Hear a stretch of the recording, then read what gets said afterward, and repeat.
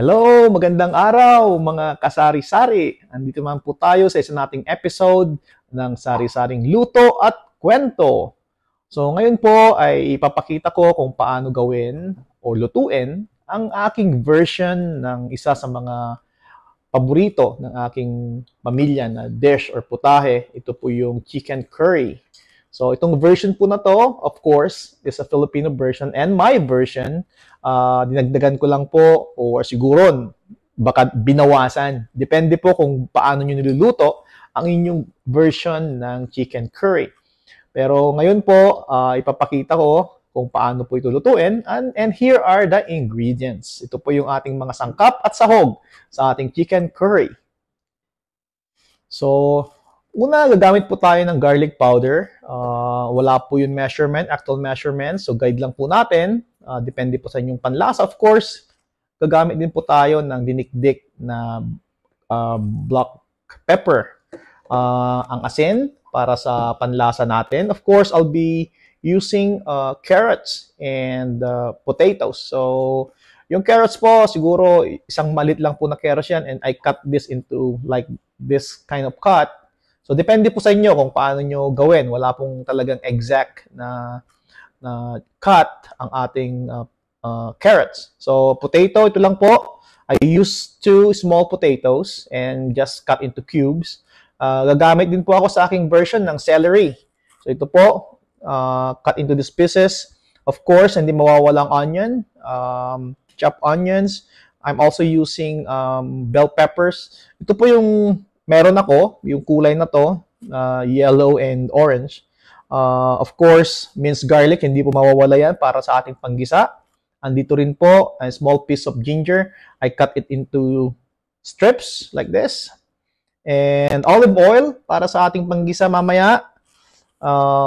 Meron din po tayo ditong can of coconut cream. So, pwede rin po yung coconut milk. Depende po sa meron kayo or available in your place. And of course, ito na po yung ating karne ng manok na binabad ko na lang po yan or nilagyan ko na yan ng salt, pepper, and cumin powder. So, yun po yung nilagay ko dyan. Siguro, nakamarinate na po yan ng about half an hour.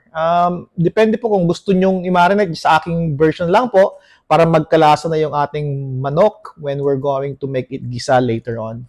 So yun po, samahan niyo po ako sa ating pagluluto ng chicken curry. Ayan mga kaibigan, mainit na ang ating lutuan. So, pwede nating ilagay yung ating olive oil. So, siguro I'll be putting or using about 3 tablespoons ng ating olive oil para lang may gisa natin yung ating patatas, saka carrots, and of course, yung ating chicken. So, yan, I think that's enough. So, painitin lang po natin ng konti.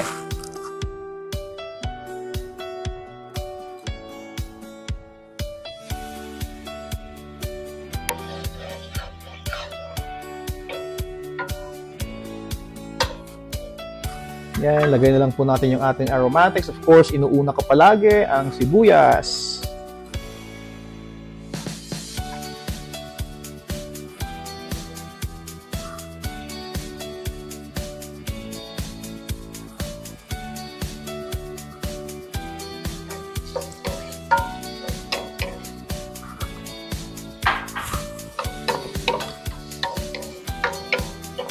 Yan, habang niluto ang ating sibuyas, isusunod na po natin mamaya yung ating bawang.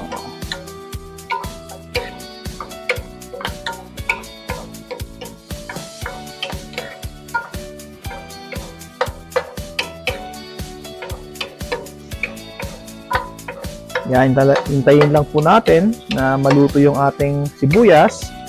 And kung makikita nyo po, magiging translucent na yung ating sibuyas at iyon ay isang way na naluto na or naigisa na yung ating sibuyas. Ayan, magiging translucent na yung kanyang texture. Lagay ko lang ating garlic.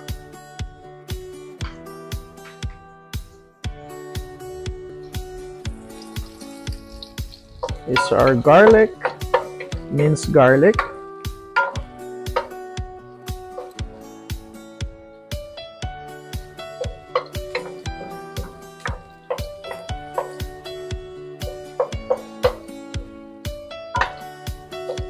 Mas mabilis kasing maluto para sa akin yung garlic. Kaya inuuna ko palagi yung onions. Pero I know some other people prefers putting or cooking their garlic first. Depende po yun sa inyo.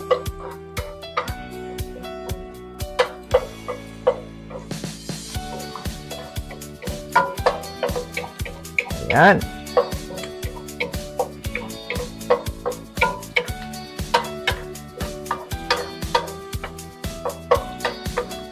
Tapos talaga isusunod na po natin dyan yung ating ginger. Here's our ginger.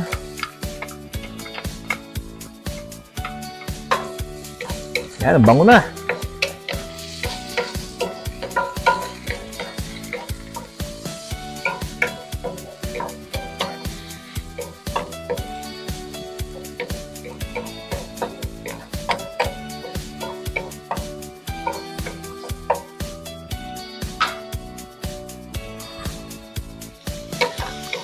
Of course, susunod natin dyan yung ating manok.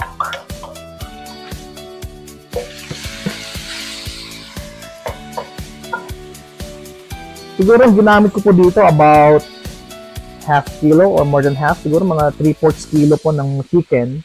At ang ginamit ko po dito ay yung chicken wings. So, depende po. Pwede nyo gamitin yung preferred nyo na cut ng chicken. Pero sa akin po, sa aking curry, ginamit ko po yung chicken wings na cut. Yan. Siguro, we'll fry this for about, or make this gisa for about, siguro, mga 5 minutes po. So, I'll show you later on, okay? Palabasin lang po natin yung oil ng ating chicken, and then, tutuloy na po natin yung ating pagluluto. Ayan, mga kaibigan. After 5 minutes, ito na po yung ating chicken. So, nakita nyo, nagiging brown na yung ating chicken, di ba? Lumabas na rin yung kanyang konting oil. So, in that sense, mayroon ng collaboration yung taste o yung flavor ng ating mga aromatics saka yung ating chicken. Ngayon, pwede na po natin idagdag ang ating carrots saka patatas.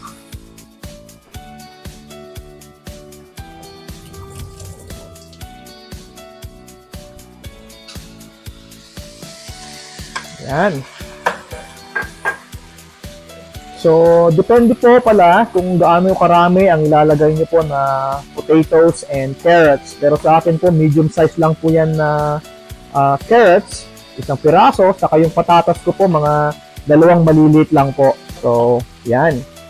So, we're just gonna again let it simmer for another, or let it fry. Ng siguro mga about 3 to 5 minutes. Tatakpan ko lang po, and then we're gonna add water para lalambot yung ating meat or chicken. Ayan, mga kaibigan, about 4 minutes na po. So, ayan, nakita nyo, naalis na rin po yung mga konting dugo-dugo ng ating chicken. At nakikita nyo yung amoy. So ngayon, pwede na po natin ilagay yung ating curry powder bago na rin lalagyan ng tubig. So, dito siguro mga about 2 to 3 teaspoons ng curry powder. So, lalagay ko na lang po yan.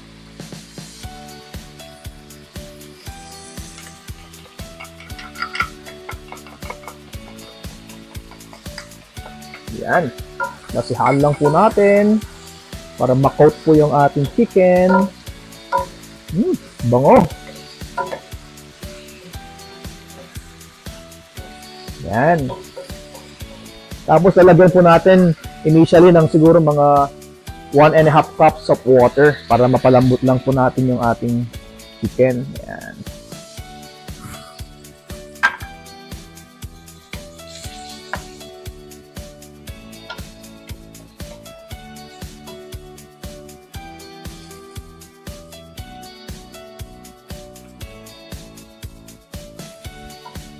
Yan. So, yung po water, pwede po rin natin dagdagan yan mamaya. So, gagawin lang po natin in about few minutes. Yan, mga kaibigan. Tingnan po natin. Yun, kumukulo na yung ating niluluto. So, ilalagay ko na lang po dito yung ating coconut milk or coconut cream. Yan. So, gumamit po ako dito ng about, itong can na to, so about 5.6 ounces ng coconut cream. Yan.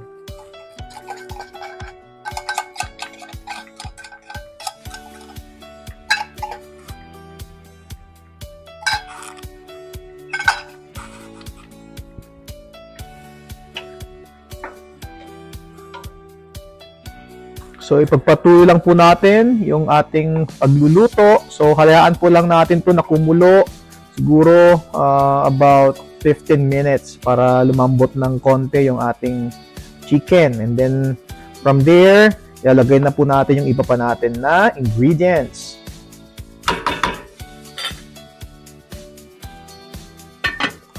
Titingnan po natin mga kasari-sari ang ating niluluto. Ayan.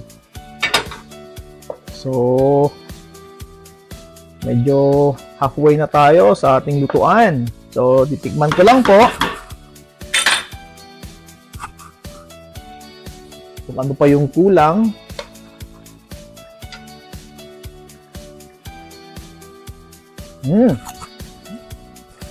Pwede na po nating timplahin. So, ito po, gumagamit po ako dito ng Knorr chicken flavor bouillon. So, maglalagay lang po ako dito about siguro 1 teaspoon. Ayan.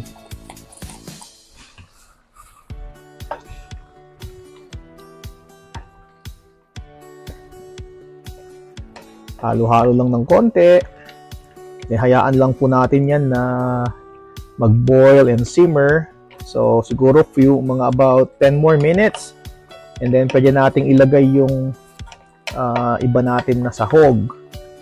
So, i-cover lang po ulit natin.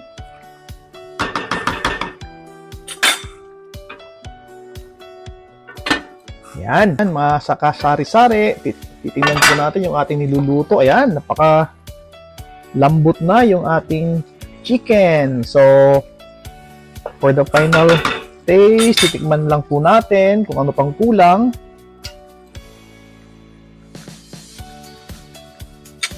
Ayan. Okay na. So, lagay na lang po natin yung iba ating sahog. So, lagay na po natin yung ating celery. Ayan. Saka idagdag ko na lang po yung ating bell pepper. Ayan.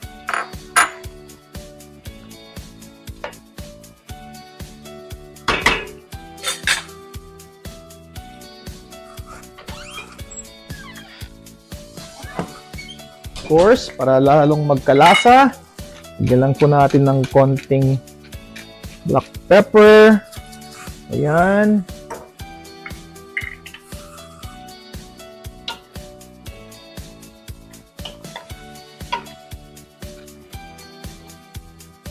Halu-haluin.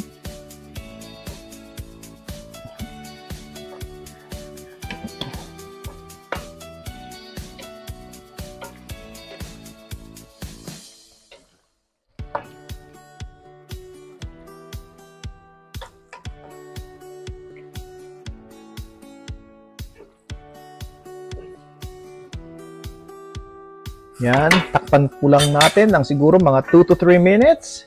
And okay na, luto na ang ating chicken curry.